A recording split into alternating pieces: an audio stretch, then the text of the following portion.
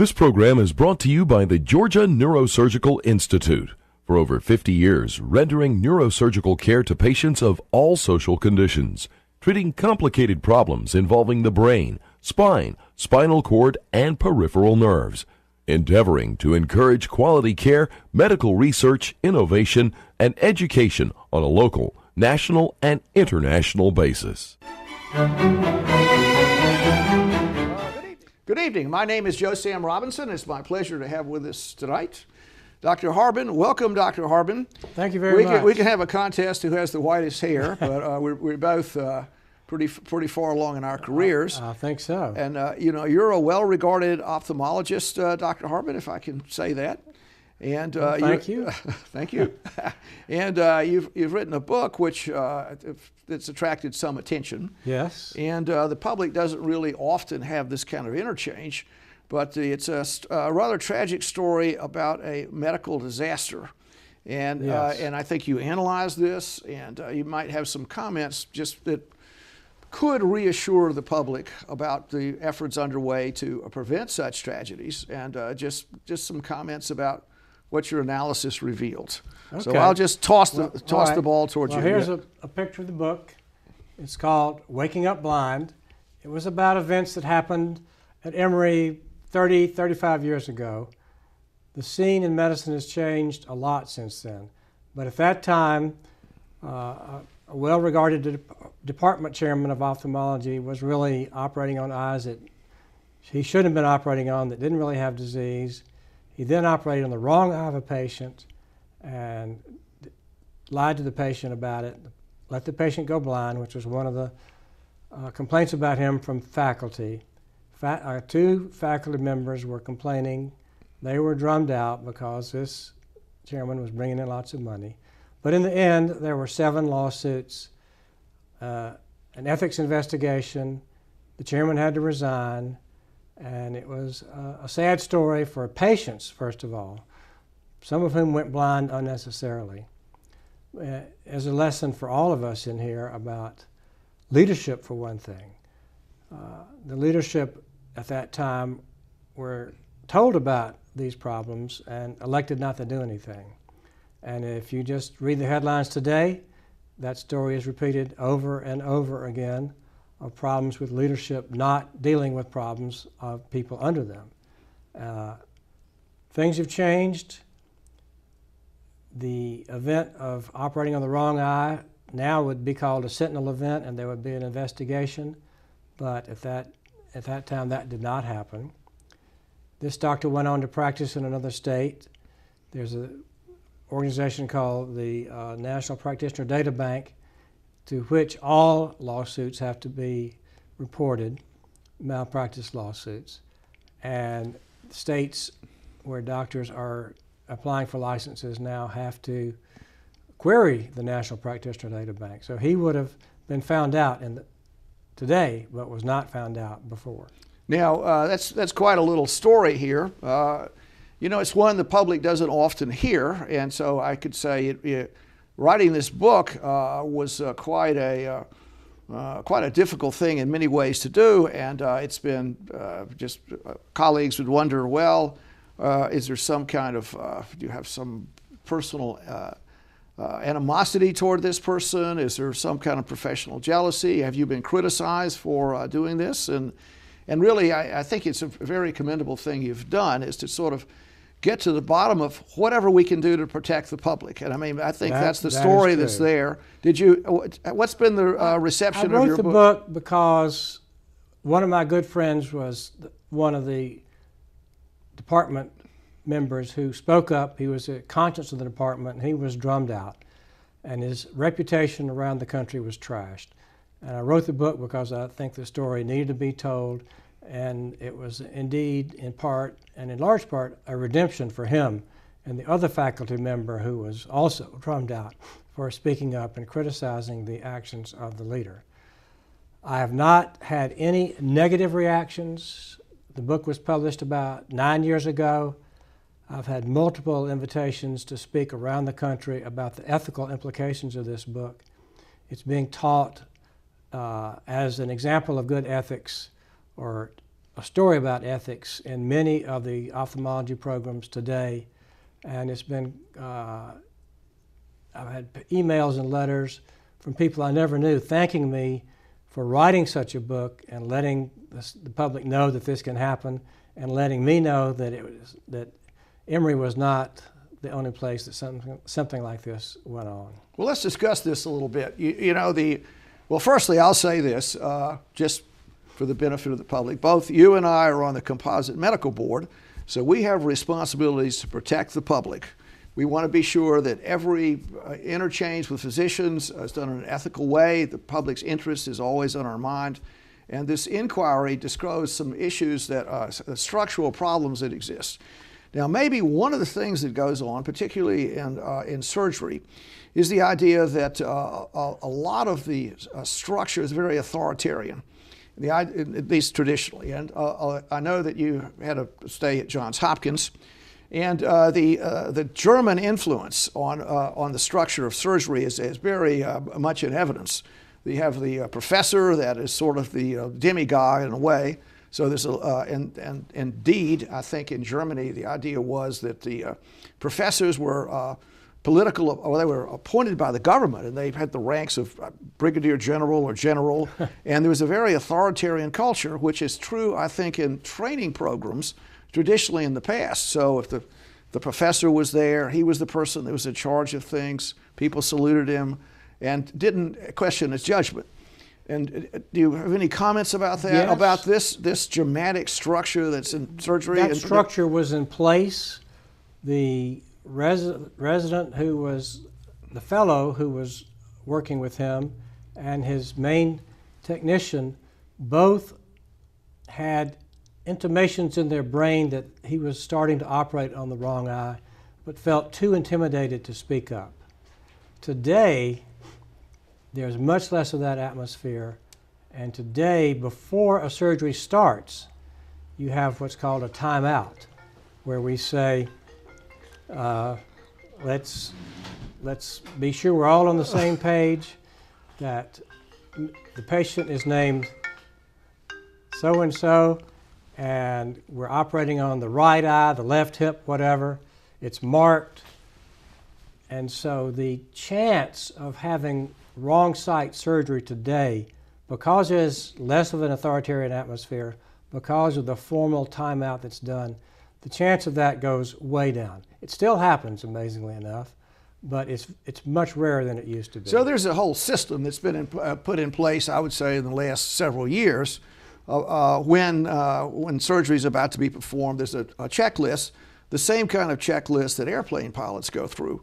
So Yes. It's been a substantial improvement, and we stand there for a bit, ready to do something, and the people in the OR go through a list of 10 or 15 or 16 things, 1, 2, 3, 1, 2, 3, just to make sure that no type of an error like this would not happen. Additionally, the government has put in place a reporting mechanism, so if something like this happens, it just has to be reported. Big investigations occur.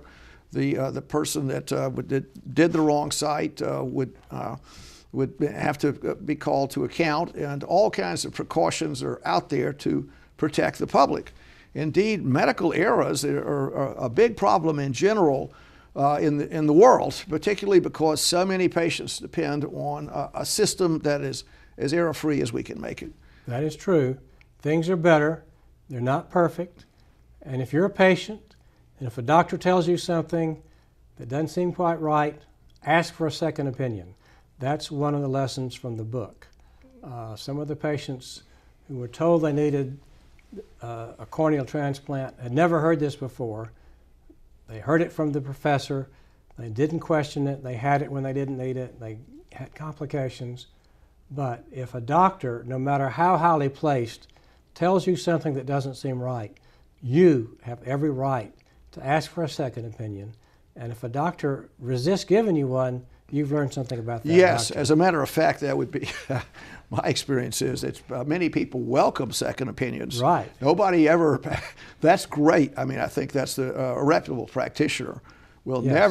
never question No. that, and good, will solicit opinions. I mean, Yeah. if you have any other doubts or, this is a difficult situation we're in, and often the physician he or her will get one. He'll say, Yeah. you know, I think let's get another opinion about this before we do anything. There's and that's just nothing the way it wrong should. with getting a second That's the way to do it. Absolutely That's the way to do it. Now, in general, you know, you made reference to the way the world goes about, I guess, any kind of structure.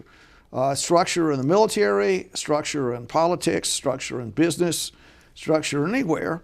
And a system in place, I would say this, that from the point of view of a systems engineer, looking at what happened in this case, there was not any kind of cybernetic loop when the missile goes off course. It needs to be put back there. Right. And one of the important things, I think, is to have everybody freely be able to say at any point if they think something is going wrong, particularly in the Absolutely. OR. So a good surgeon is going to just have a culture in the OR where no one hesitates to make any kind of comment on you know, whatever. Absolutely.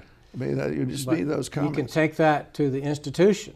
Yes. The typical academic medical center has over 1,000 doctors. Yes.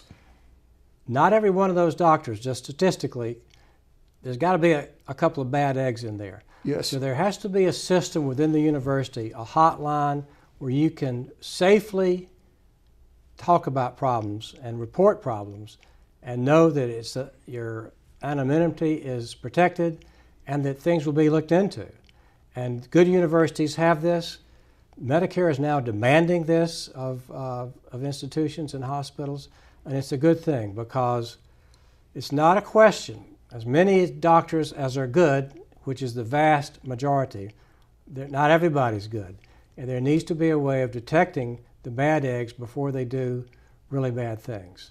And a hotline, an ombudsman, some way of people within the organization feeling safe to report problems has to be in place in a well-run institution. Now, just to go through this, I mean, I think it's fair to say that there are, just in general, a lot of safeguards for the public. I mean, but despite tragedies like this, so no one is going to presumably have a scalpel in their hand that has not been through substantial training, past examinations. There are all kinds of things that are out there, and then I guess the issue that occurs is the maneuvers that are undertaken for different situations. Is what is the success rate on different kinds of maneuvers? And there are a lot of the maneuvers often have risk attached to them, and we can't really understand the risk well enough to be perfect. Right. But a big thing is having some kind of feedback on complication rates, infection rates. Yes. And in general, if I could say this, the bigger the institution, the more these systems are put in place.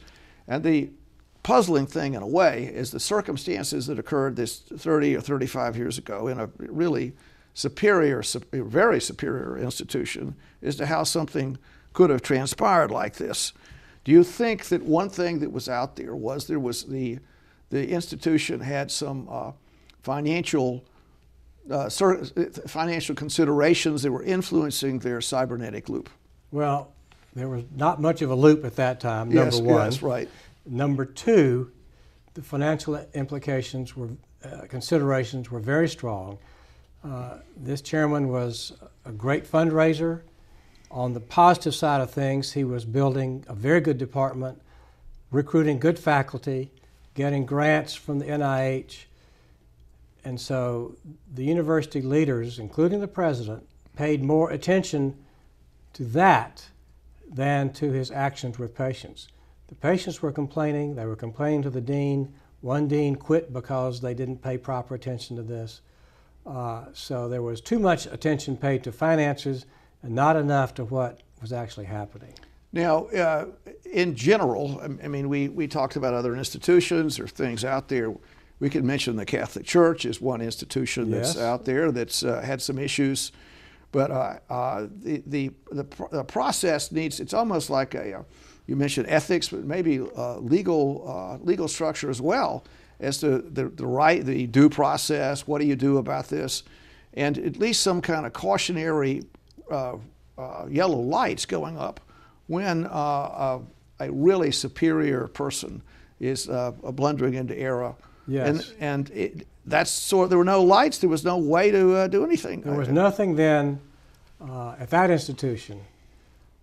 But you know, one thing you've been on the Composite Medical Board longer than I've been. I've been in there shortly over a year. But I've been impressed that our first mission is to protect the public. Yes, it is. But our second mission is to give doctors a fair shake. Yes. Many of the complaints that come to us are from angry people where a doctor hasn't done anything wrong, there hasn't been malpractice, and it's our job to ascertain the facts, give due process to a doctor, and if something bad has happened and he's responsible or she, yes, put in some kind of penalty. But many times we end up saying, you know, we understand the complaint, but it's baseless. Nothing bad was going on. This doctor needs to just keep on practicing medicine like they were doing. So, but due process is important. There's no question about it. Yes, and another thing to consider is many times people are very meritorious, and they might have blundered into error of some type. And I think one of the things that we consider is there some sense of redemption that's possible? Can we arrange for this never to occur and preserve the sort of merit that exists in the system? So this particular case was particularly tragic because of the great merit this surgeon ophthalmologist had. Tremendous abilities and is it that the way the deal works in this culture, in which I would say an academic culture, is once you have the sort of the golden imperium, you've been crowned. I mean, you're the king, and it's very difficult to take the crown away. It's when you, especially in those days, are the chairman of a department, you control so many things: salaries, promotion of those under you, academic advancement, office space. It's very difficult to challenge a chairman. Then it's probably less difficult today, but probably difficult. So these things have to be done with care, but this needed to be done. This doctor, for all the good things he did for the university, was doing some bad things. I had legal advice in writing this book. Yes. And my lawyer said, I can defend the book. You've got objective evidence and documents cited and newspaper reports and all that. He said, but I can't defend you if you try to be a psychiatrist and try to say what was going on in this man's mind. Right, yes, yes. So I can't go there, but let's just say I knew him personally. I knew him in training. Yes. And the diagnoses he made were just flat out, there's no way he could have really thought that a given patient had what he said they had. He was too smart for that. Wow. Well, that's quite a failure. I mean, we mentioned the Teutonic influence on Johns Hopkins. I hope they don't. Well, we both trained it. Yes. This doctor and I were both residents together at Johns Hopkins. Yes, and which is like the top of the mountain in many ways. And the people, the colleagues, the people were there, the culture of the place. How could that type of culture allow such aberrant behavior? Did you think there was not enough attention to ethics? I mean, any ethics lectures? There was ample warning to the Vice President for Health Affairs and the President of the University about things that were going on, including from a dean who resigned in frustration. Yes. They heard there were problems. Yes. From more than one person. Yes. They sent the message back to the dean, we'll handle this, he's bringing in too many grants and too much money. Yes. And then they did not handle it. Had they done so, yes, these things could have been prevented. This doctor went on for a long career at a different institution with a strong chairman where he was not the chairman. Yes. And they were able to harness the good parts of what he could do, his research and his brilliance. Right, yes. And they kept him under control. So in this instance and in many instances around the country, the Catholic Church being one thing, if the leadership had paid attention to what they were hearing yes, and taken the proper action, disasters could have been averted. And there's no question that happened here. It happens Yes. all the time today in every sphere of our society. Well, now, what about in many ways, there are different abilities. And so in the way the brain is structured, different flowers blossom, so to speak. So obviously this gentleman was brilliant, as you said, and his brain was able to almost in a mathematical way understand things. You mentioned as long as he was kept under control, things were okay. But getting that imperium as the department chairman, that's not something that would routinely go into a search committee. Right. Would a search committee ask a question, what kind of leader is this person, or would they merely look at his publications? I'm sure this gentleman was quite charming and a person. No question. He's really a charming guy, was he not? And yes, but when he was chosen, he hadn't had any career like that. He had never been a chairman or a leader, so there was no history that they could have looked into. Yes. Had they asked me as a fellow resident what I thought of him, I would have given him good marks. Yes, yes. And one of the doctors who was on the faculty said the behavior kind of blossomed. He did one thing, and he saw that as chairman he could get away with it. He did a little bit more, yes, a little bit more, a little bit more. It didn't all start out as flat out bad. Yes. So while the public needs to know that the majority of doctors are good, but there are some who aren't competent despite a lot of training.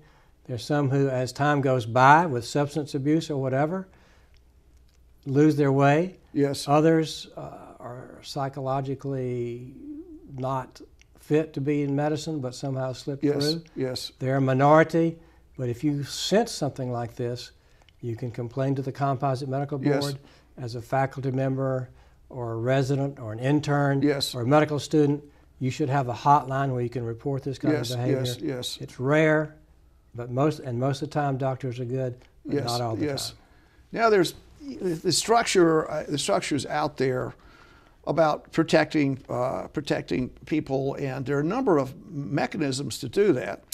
And I mean, what I'm sort of getting into is the way that there's the regular world and there's the academic world, if I could say it that way. So there's a special kind of hierarchy, social structure that exists there, and and a lot of responsibility, and also a lot of elitism that's in all of this. We have the structure that's put there, and I just keep wondering about search committees, just how well they do, and there must be some kind of I guess mechanism to give search committees grades. I mean, it's been my experience to frequently see they've made mistakes in my travels, and that people don't last very long, and the process seems to be somewhat askew as to how people get these jobs, and then the response. And the other thing I've observed is many times people blossom. They do a really good job.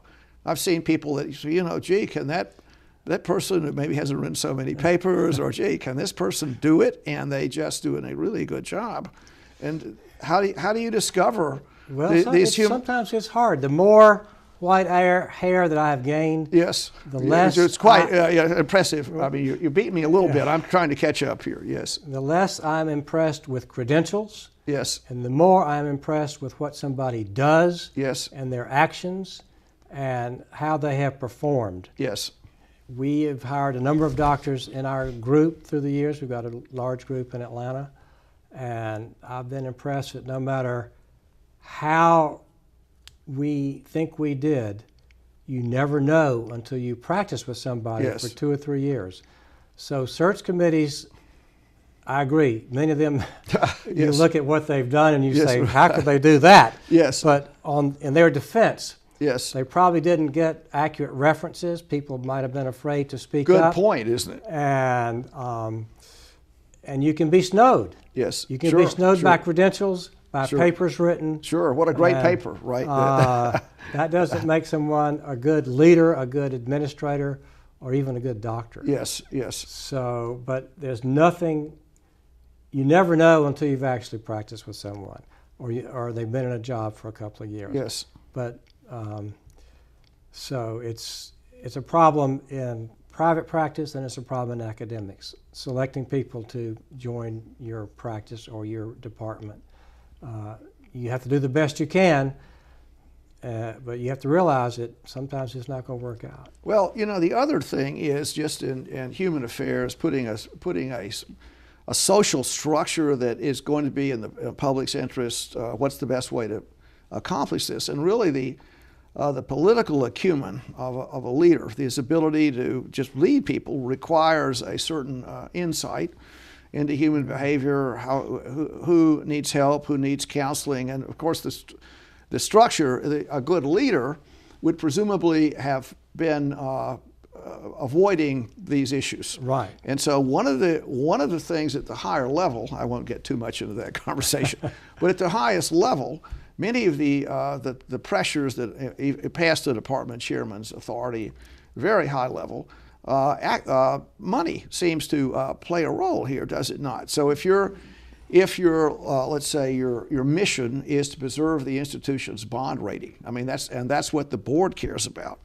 The pressure Yes. that's on the highest leadership often is financial pressure. And I think that's particularly true in medicine. There's so much attention to numbers and finances that's really the highest level of authority. Yeah. Is often just so bound up with bond ratings that it's difficult to rock the boat there. Bond ratings and money for your faculty, Yes. money for your research, getting research grants. But you know, part of the problem is that there's nothing in medical school, internship, residency, or fellowship that teaches you how to be a leader or teaches you many of the things that you confront when you get out into the real world. Of course not. And Nothing. It's a terrible problem. It certainly is. I mean, I think we can both say that. I went to business school after I'd been in Did you? practice for 10 years. Really? And for 2 years, I marveled at what I was being taught by my business professors. And I thought many times, I just wish I'd known this 10 or 15 years ago when our group was wrestling with this problem. So you take people who don't have any business training, any leadership training, any administrative training. They get through their training. They're probably brilliant. They've written good papers. Yes. They get promoted to be a professor Right. or a chair or a dean. And many of them learn by the seat of their pants like we all had to do. Yes. But not all of them do. Right. And you can flub somewhere along the way.